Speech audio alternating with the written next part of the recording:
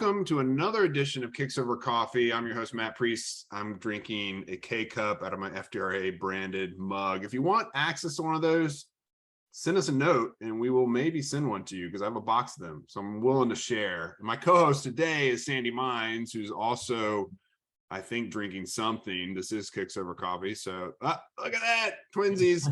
And we're very excited about our conversation today because it's a little bit out of the box, to pardon the pun, than we normally do. We're usually speaking of brands and others, but Sandy, who's with us today on Kicks Over Coffee?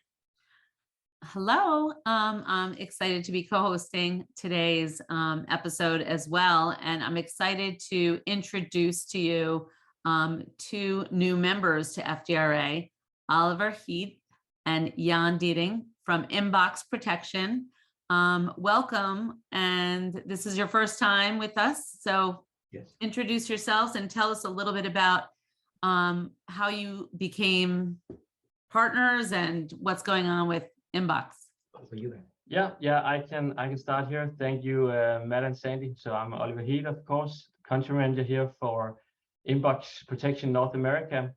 I've been with IMBOX for around 2 years now. Developing the go-to-market plan for the American market, which has been very exciting for us. It's a huge potential, and just really excited to get started here. Obviously, in the beginning, we saw FDRA pretty fast, significant role in the footwear industry here. So we knew already then, 2 years ago, that when we were preparing, that we need to be members as well. So it's great to talk to you guys. Finally, we're ready to launch with our product. It's been thoroughly tested and got all the approval stamps, and we have them here in our location and local stock in Wisconsin. I'm located in Chicago on a day-to-day basis with my American fiance, so I'm very much adapting to the culture. All right, good job, buddy. Liking it here in Chicago. And then of course we have Ying, our CEO for North America here as well. Yeah. Hi. Yes, I'm Jan. I've been with, and in addition to being the CEO for North American activities, I'm very much involved in our global activities of the company. I've been with IMBOX for 3 years, but I've known IMBOX from the very beginning. So I've just been full-time the last 3 years. So I've been there throughout the way. The last number of years has been very much on the European activities where we have our base foundation today, and then recently opened up in Japan. And now for us, the hugely important and very exciting project to roll out also in the North American market, which we have been looking at for quite some time. And actually, we've actually made this product that we're looking at behind us was made for the North American market only in the beginning. The product we have in Europe, we were actually starting to implement that in the North American market a couple of years ago, 2 years ago. And we learned that in order for us, we believe, to be successful in this market, we had to make some adjustments. Among other things, much more organic product, completely organic, water-based product. So that has been good for us. Learning from talking with the US retailers, how to adjust the European experience so to fit much better into the North American market. And that's going to be beneficial for our global journey for this new product, which is, you can say, the next generation of IMBOX. Yeah, that makes a lot of sense. So I'm mesmerized by the IMBOX behind you. And my wife jokes when we go to like a sports bar here in the States and there are TVs everywhere, I never listen to anything anyone's saying because I'm just mesmerized by the football game up on the screen. And so I'm half listening to what you're saying right now, just to set the stage.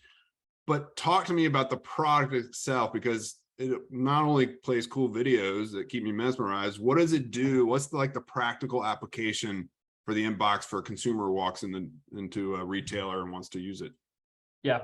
So I'm happy to hear it has that effect on you, Matt. To be honest, it's the point of the screen, but IMBOX itself, I think you can think of your handheld aerosol spray. You go home, you spray a shoe. Especially difficult to do in the wind. You have to do it outside because there's some chemicals in there. The IMBOX does it for you inside the store. So this box you see here would be at a shoe retailer. When you buy a new pair of shoes, the customer the shoe retailer will ask you if you want your shoes protected in the inbox.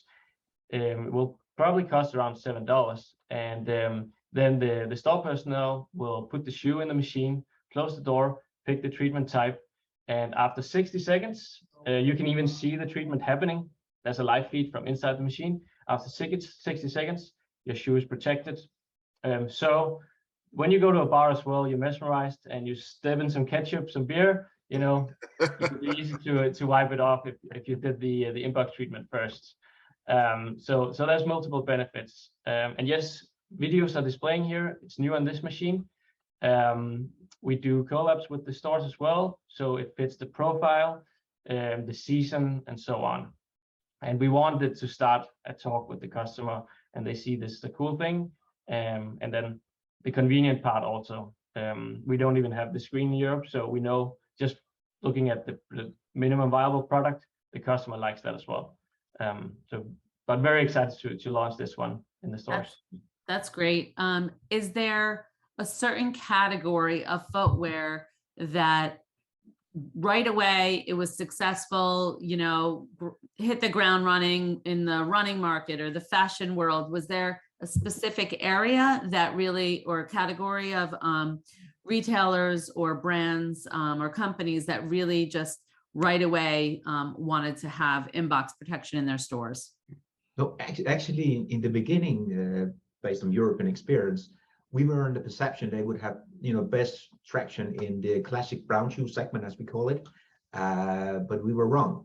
You know, we've learned that basically it works in all segments, whether it's classic shoes, sports, sneaks, outdoor, dress shoes. Some of the areas we had to teach the consumer. Some of the consumers were not at that time so used to protect the sneaks, for instance.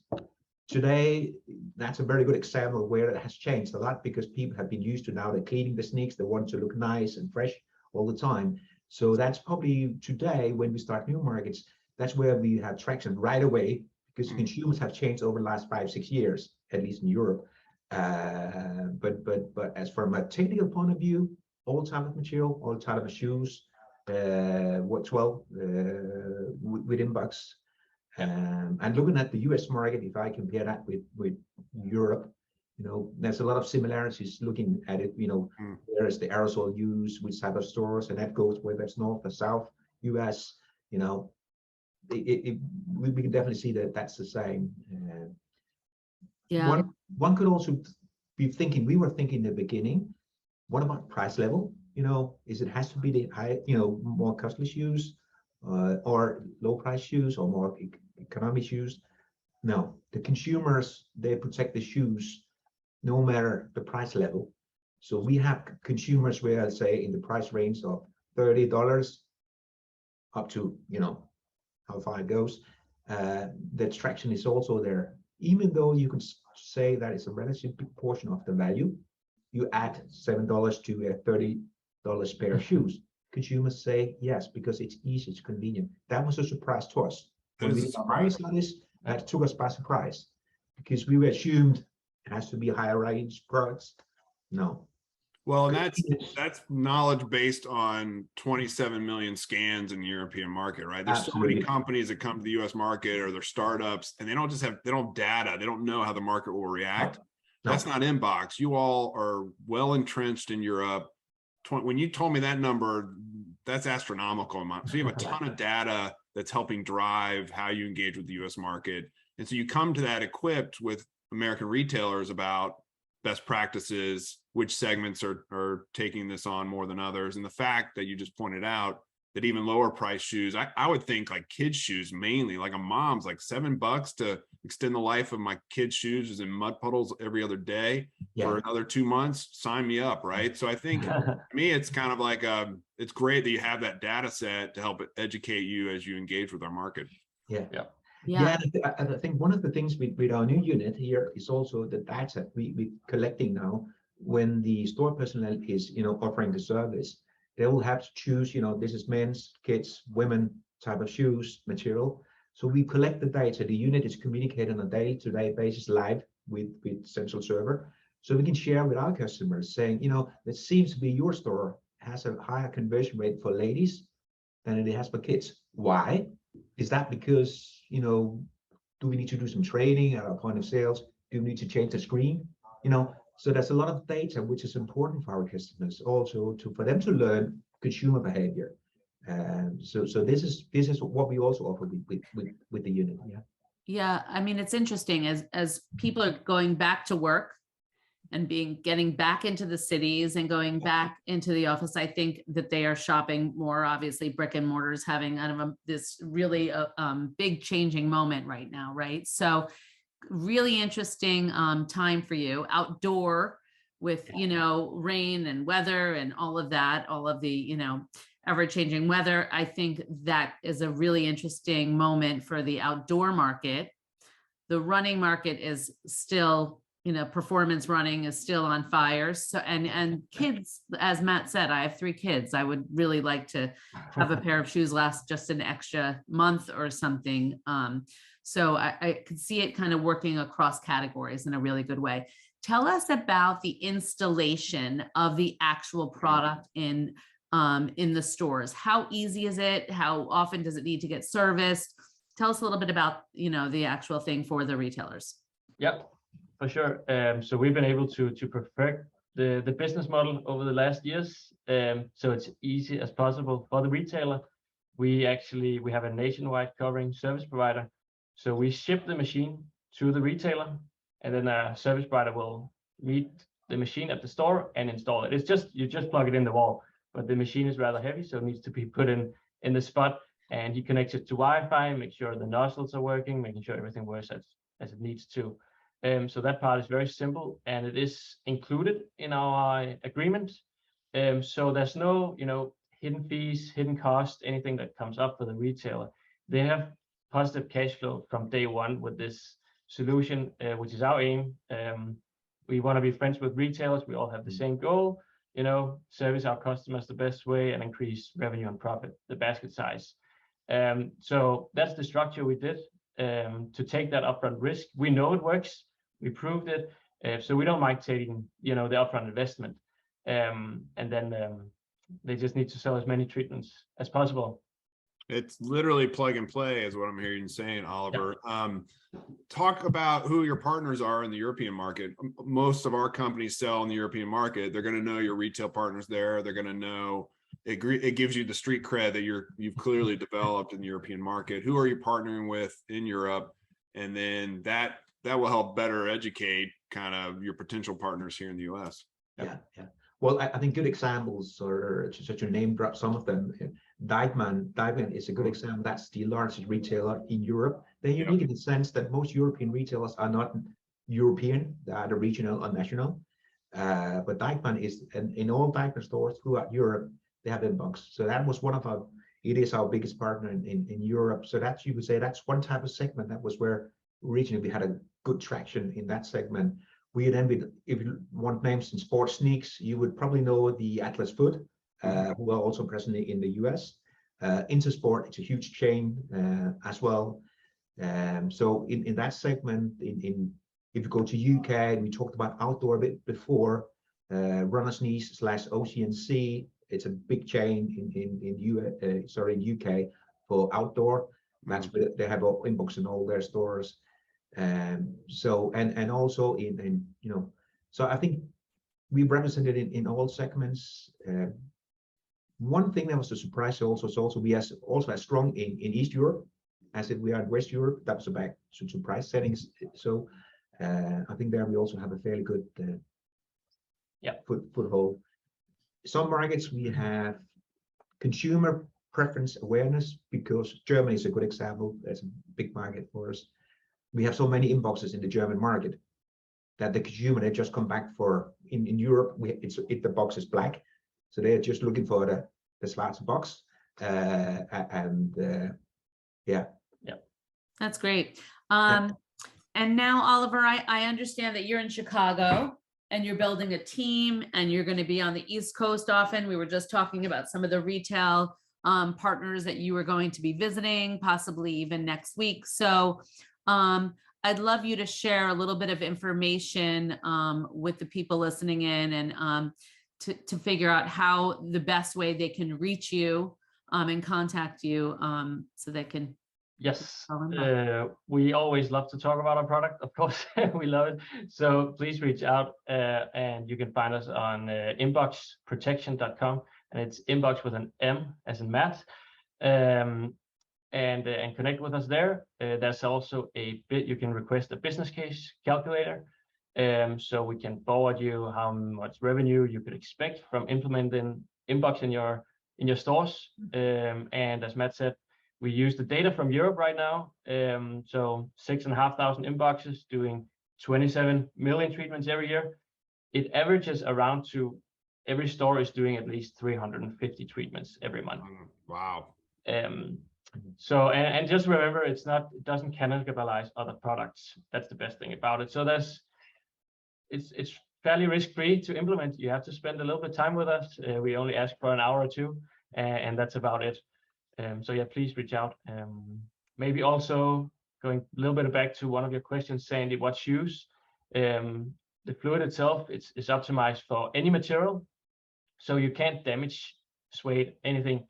It works on everything. Some things it would work better on, of course, but you can put it on any type of shoe. And you can retreat old. Do people bring old shoes in to retreat? Absolutely. Yes. Yeah, we have in some 12% return rate with a number of our customers. Customer bringing back the shoes to board, but as exciting, they also bring in shoes. They, shoes to have at home, extra shoes. They bring a full bag with shoes. I want those treated because they see the effect is better than what they used to, and it's so easy and convenient. And the same goes basically for customers online. We have customers online. So at checkout, they can buy IMBOX, and then there's typically a voucher in the box. You have your shoe treated with the IMBOX. Together with the voucher, they just bring the voucher to the brick and mortar store. Customer return rate, right? That's brilliant. That's It awesome. is. Yeah. And Dykeman has retail here. All you had to say was Dykeman. Yeah, they own some retailers. Yeah, they've got retail here. It's a good place to poke around for sure. So We're looking into it. Yeah. all right. Well, Sandy, you got anything else before we clear out? No, it's been a pleasure having you both on as guests. So thank you so much. Did we leave anything out on your side, Oliver, Jan? Maybe just a little bit about how you get started with IMBOX. Sure. Just briefly, we have this trial concept. We know it works. We want you to believe it works too. So we just put, in collaboration with the retailer, of course, 2 machines in the stores. No questions asked. They only pay per treatment sold. And if they are not happy with the performance after 8 weeks, we come and pick up the machines. So, there's no upfront money you have to put on. It's actually risk-free, and we take care of everything, training of the store personnel and so on. And that's to prove the business case that we have provided beforehand. If someone is sitting at their office right now thinking it could be of interest, our average performing stores are selling around 40%. So if you sell 1,000 shoes a month, you would sell 400 IMBOX treatments a month on average. Wow. It's a high conversion rate compared to. That is a very high conversion rate. It is. That's so amazing. Jan said some stores, people bring other shoes back in. They actually have the conversion rate over 100% because they sell so many, and they also bring more shoes back in. Very few, but just to prove a point here. That's great. That's very low risk, high reward, plug and play. So I think that, all is great, and the upside is for everyone to acquire. So thank you for coming on. We really appreciate your time, and we look forward to seeing you soon in person. Awesome. Likewise. Yeah, likewise. Thank you Great meeting for having you us. guys. Yeah.